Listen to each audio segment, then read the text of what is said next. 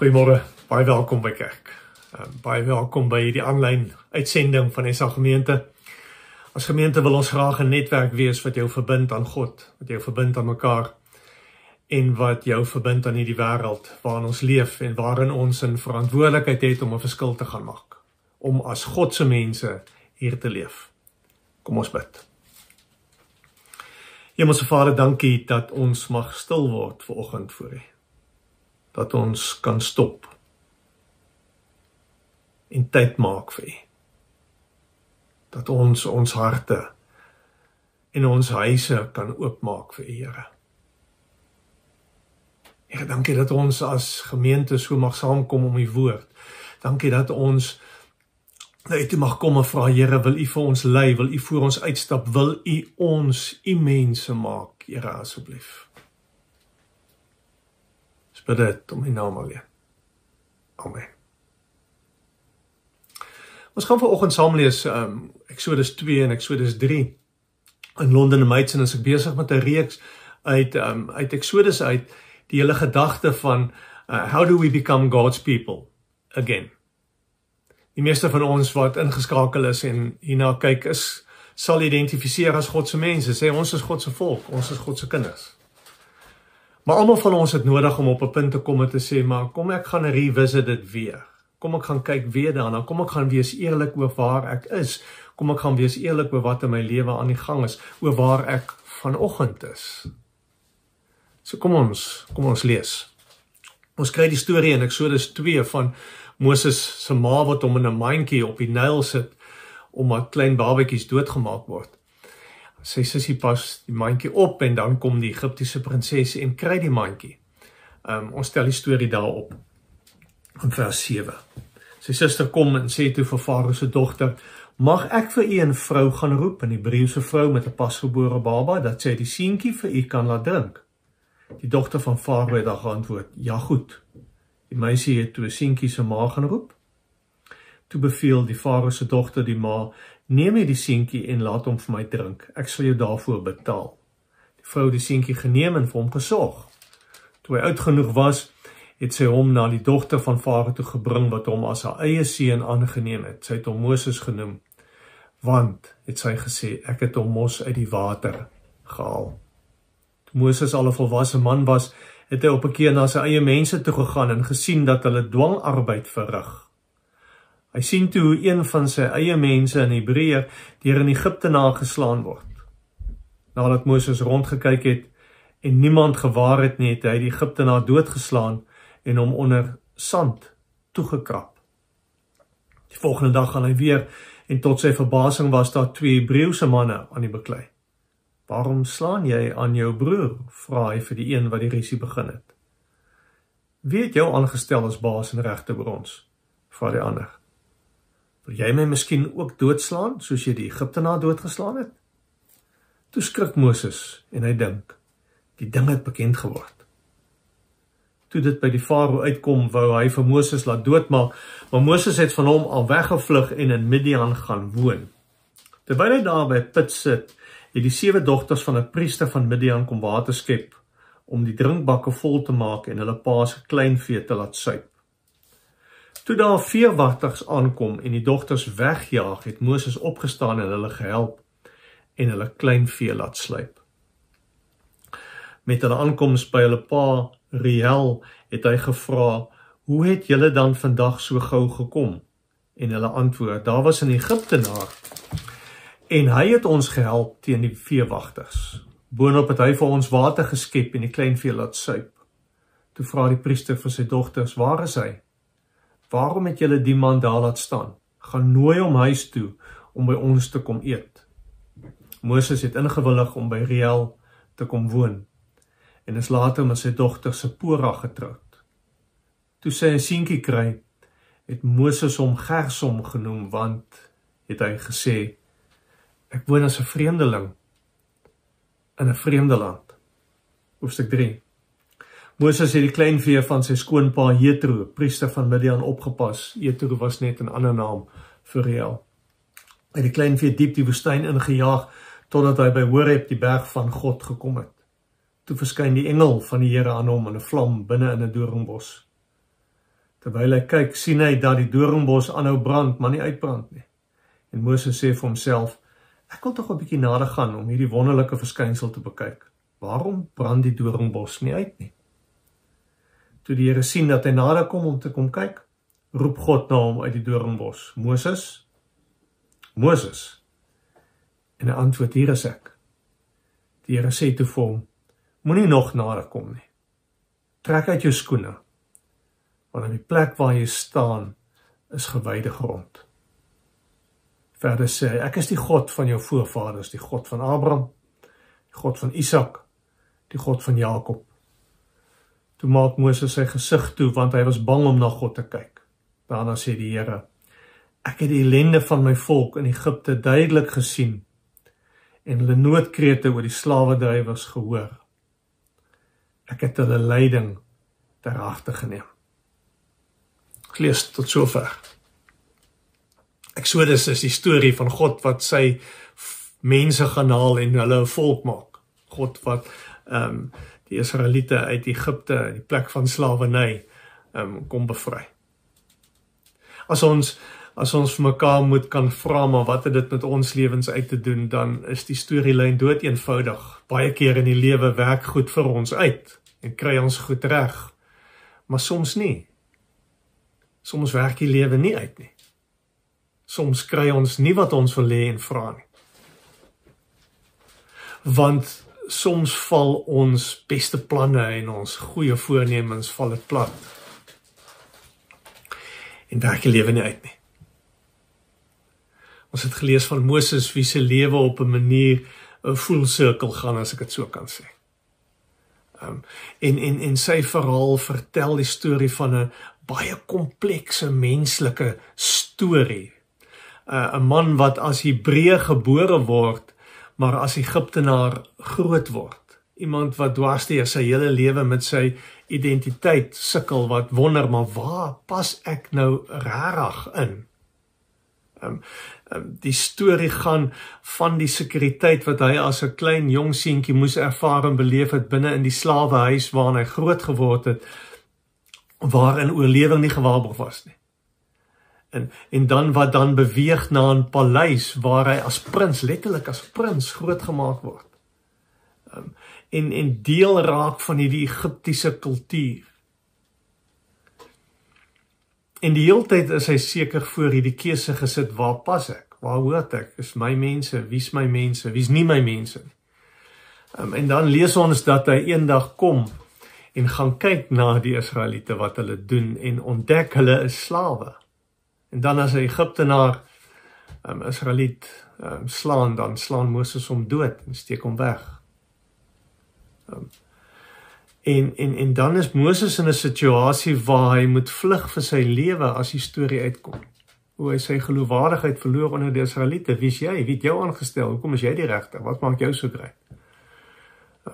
En dan vlug Moses woestyn toe.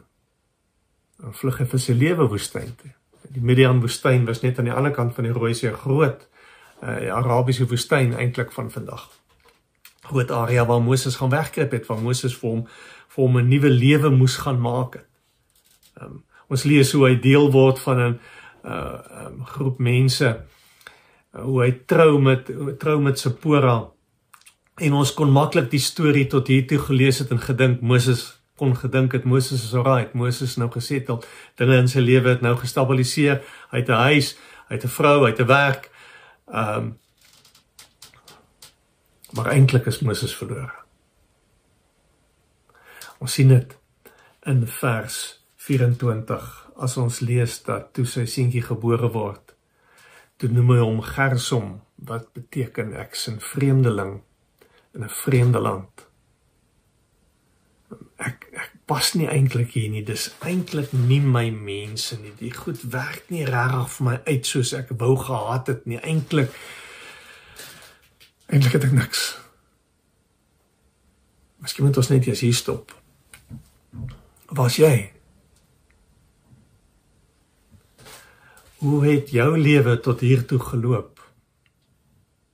Waar in jou lewe het goed vir jou uitgewerk soos jy wou gehad het? En op watter vlakke is jy ook maar 'n vreemdeling, is jy ook verlore. Hier is interessante raakpunte met ons lewe in 'n kultuur wat ons ook so bietjie op die kantlyn kan staan en dink, maar dis nie ons mense nie, ons is ook 'n vreemdeling. Ons pas nie lekker in nie. Hoe werk God? Wie's my mense? Waar is my verantwoordelikheid? Wat moet ek doen as in my lewe goed nie uitwerk nie? Want kyk, dit is 'n vraag wat ons die heeltyd moet vra as gelowiges. Waar pas God in my lewe? Hoe werk God? Hoe is God betrokke in my lewe? Want ons lees van Moses, wat vir 40 jaar skape oppas in die woestyn. Elke dag alleen in die woestyn. Moses en die skape. En elke dag vat hy die skape en trek na 'n volgende watergat toe, of na 'n volgende plek waar daar weiding is. Alleen. Want eintlik het Moses se journey nie uitgewerk soos hy wou gehad het nie. Eintlik wou Moses verskil maak in die lewens van sy mense, wou hy sy mense kom red. En dit het nie gewerk nie. Hy verloor geloofwaardigheid. Hy misluk as prins. Hy moet wegkruip vir sy lewe in die woestyn. En dan eendag as hy sy skape oppas, weer na 'n volgende weidingsplek toe vat. En hy seker by die 1000ste doringbos verbystap, dan brand een. En as hy nader kom, as hy stop en nader kom, dan roep God hom op sy naam. En praat God met hom. En alles verander. Dis nie Moses wat toevallig vir God raakloop nie. Dis God wat na Moses toe kom. Dis God wat Moses laat stilstaan. Dis God wat eerste na Moses toe uitreik.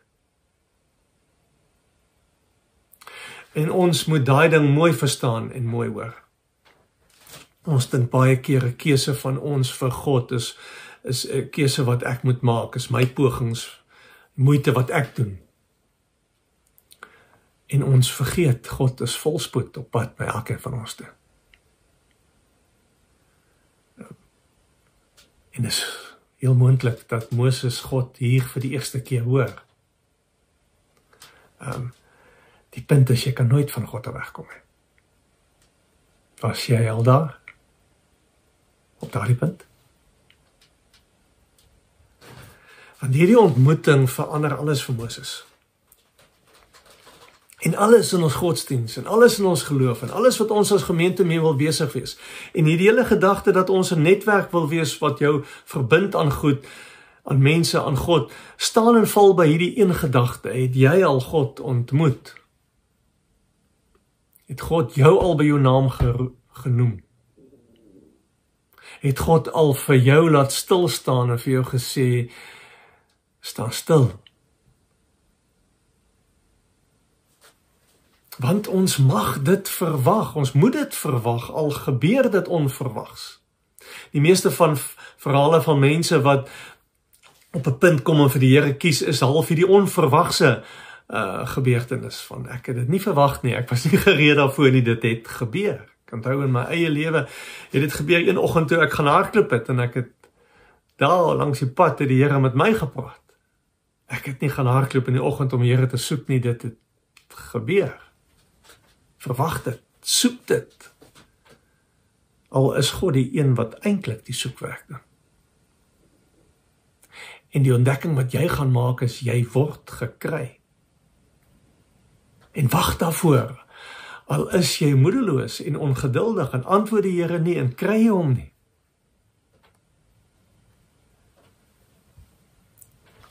Maar die pad saam met die Here begin daar, by hierdie ontmoeting tussen jou en God. Was jy al daar? Hierdie hierdie nuwe raaksien van God, of hierdie herdefiniëring van wie God is, vat Moses op 'n ander pad as wat hy gedink het hy gaan stap. En Moses maak 4 belangrike ontdekkings hier by die brandende doringbos. Wat Moses se verstaan van God, en die roeping op Moses se lewe, en Moses se fokus in die lewe in 'n ander rigting stuur. Die eerste belangrike ontdekking wat hy maak is, God is hier. En ons uitdaging is om hom te verwag in elke situasie.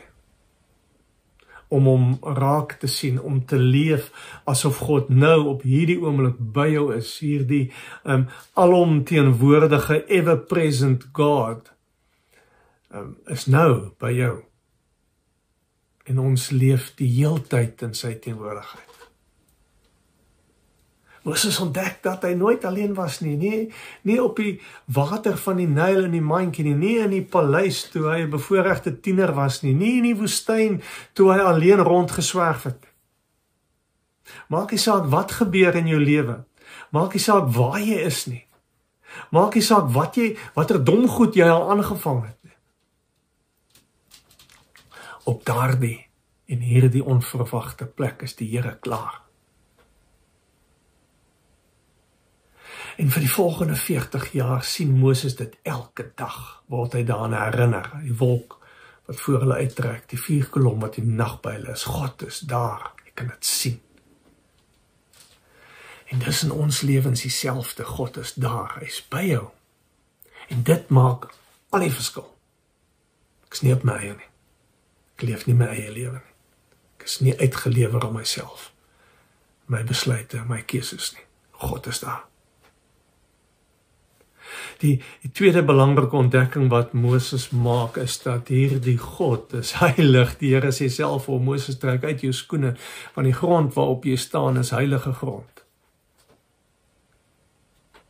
Wat beteken heilig? Die woord heilig letterlik beteken anders. God is anders. God is baie groter en sterker en baie meer as wat jy ooit kan dink. En so maklik as ons dit sê, dan veroorsaak dit die afstand tussen ons en God, wat ons dink onoorbrugbaar is. Ons sal nooit by God uitkom nie. Maar dit skuif, as ons verstaan, ons lewens is God se saak. Hy kom na ons toe. So Jesus kom doen dit. Hy kom na ons toe.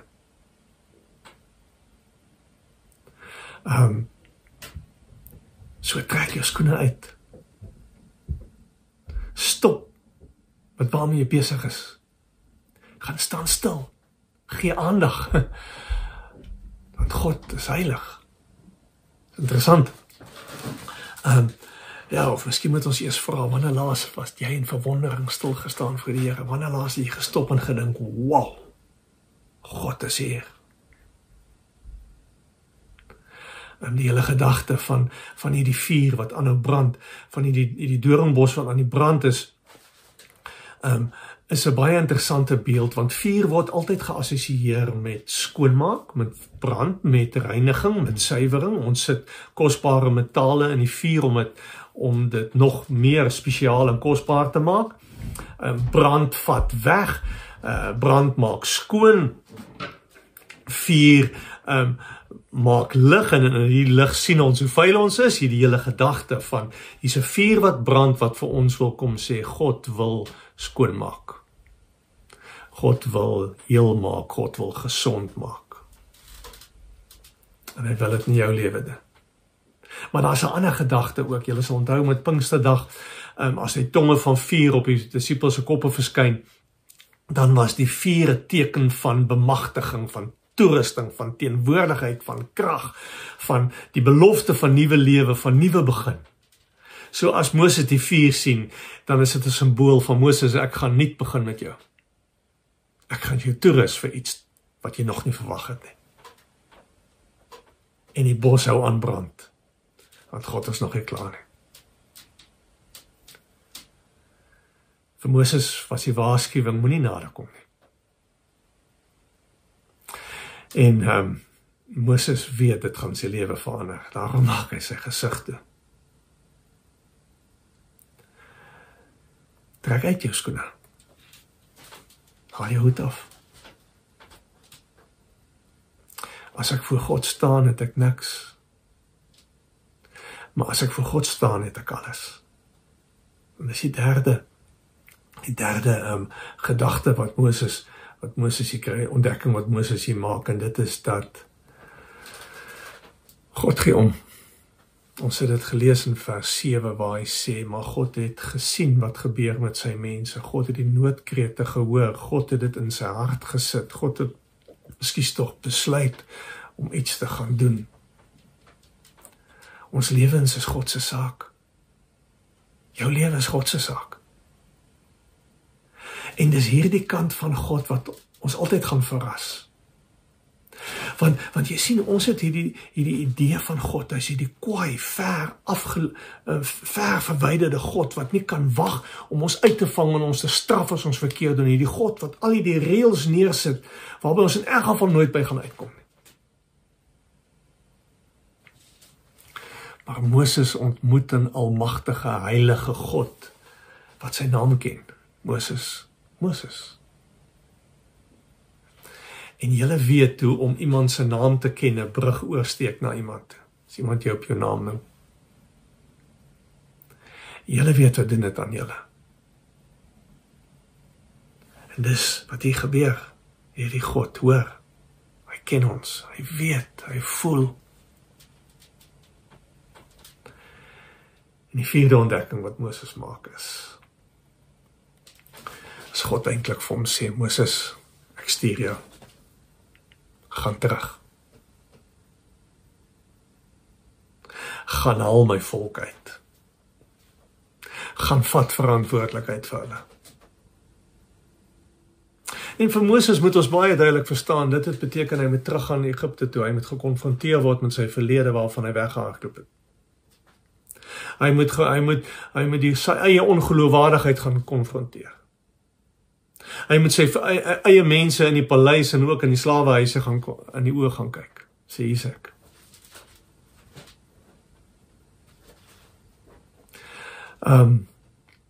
Soms stuur die Here ons juist terug na plekke toe en mense toe.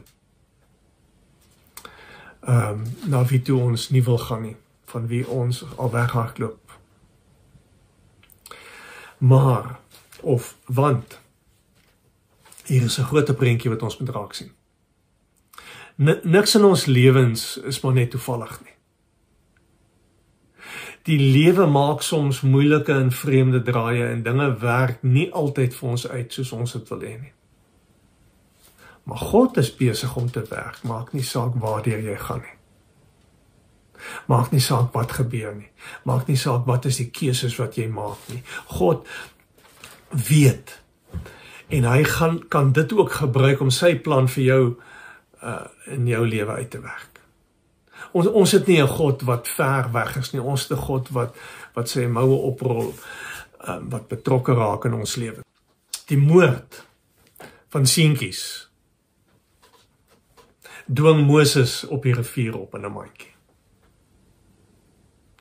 Het jy al ooit gedink dat God vir Moses na 'n paleis toe stuur, sodat hy kan leer hoe werk Egipte?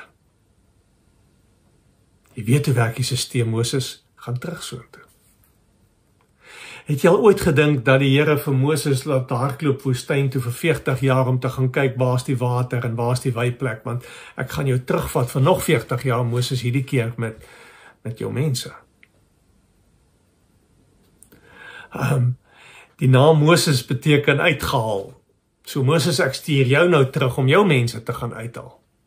Niks wat met hom gebeur het, is maar net 'n toevallige saamloop van omstandighede nie. En ons mag presies dieselfde voel. Ons lewe is nie net ons saak nie. Ja, ons maak keuses en neem besluite en maak foute en doen goed verkeerd en moet verantwoordelikheid vat vir 'n klomp goed. En hoe word ons God se mense? Om rekening te hou met God. Om te besef, ons is die heeltyd in sy teenwoordigheid. Alles wat ek doen, alles wat ek sê, elke situasie, elke mens wat op my pad kom, hoe ek mense hanteer, wat ek doen, wat ek sê, wat ek dink. Hoe ek mense laat voel. Alles gebeur terwyl God by jou is. God sien, hy weet. En maak nie saak wat die lewe aan jou doen, en in wat 'n situasie jy is, en hoeveel keer jy foute maak en dit nie reg kry. Hier is 'n groot en 'n heilige God wat werk. En hy ken jou naam. En hy weet wie jy is. So maak nie saak hoe los jy voel nie. Maak nie saak waar jy wegtrek nie. Die doringbos brand, verwag het. Soek het. Wag daarvoor. En go. God het 'n calling vir jou. Want ons is deel van 'n netwerk wat jou aan hierdie God wil verbind, wat julle aan mekaar wil verbind, sodat ons verantwoordelikheid in hierdie wêreld kan nakom. Hierdie God wil jou tot stilstand bring. Jy op jou naam roep. Waar is jy? Kom ons bid.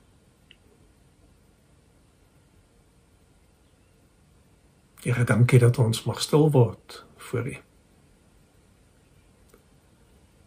Dankie dat U na ons toe kom. Dankie dat U klaar alles weet.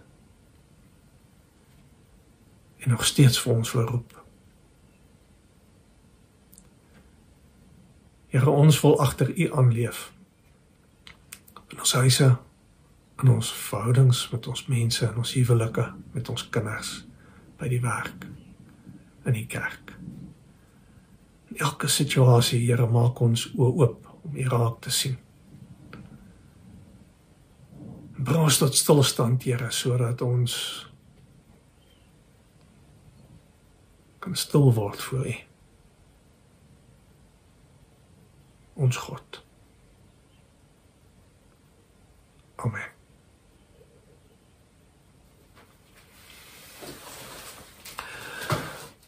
Dit is elkeen van julle se bydrae wat kerk moontlik maak. Daarom wil ons vir jou geleentheid gee om 'n bydrae te maak. Julle sien al die opsies beskikbaar.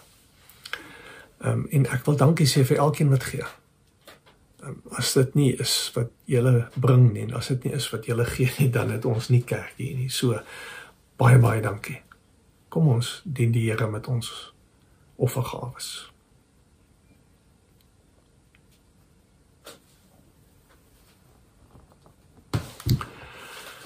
Mag jy in hierdie week ervaar hoe God aan jou verskyn. Mag jy oorweldig word deur sy heiligheid. Mag jy hoor hoe hy jou naam roep. En mag jy die Here raak sien op 'n nuwe manier wat vir jou lief is, vir jou omgee, vir jou sorg, wat weet wat in jou lewe aangaan. Amen.